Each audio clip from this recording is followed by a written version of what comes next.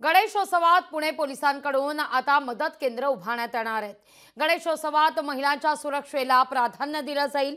गणेशोत्सवाच्या काळामध्ये शहरातील मध्य भागात 18 पोलीस मदत केंद्र सुरू करण्यात येणार आहेत। विशेष शाखा, गुन्हे शाखा आणि वाहतूक शाखेतील कर्मचारी या ठिकाणी तैनात असणार आहेत। मोबाईल चोरी, महिलांकडील दागिने चोरणारे या चोरट्यांची माहिती घेतली जाईल। या सगळ्यावर पोलिसांची करडी नजर असेल।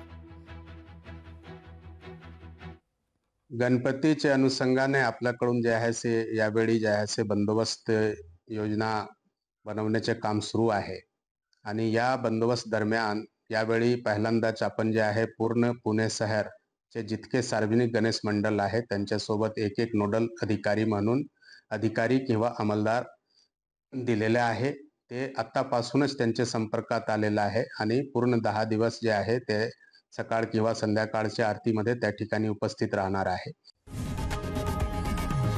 लोकशाही मराठी ऐका, पहा, जागरूक रहा।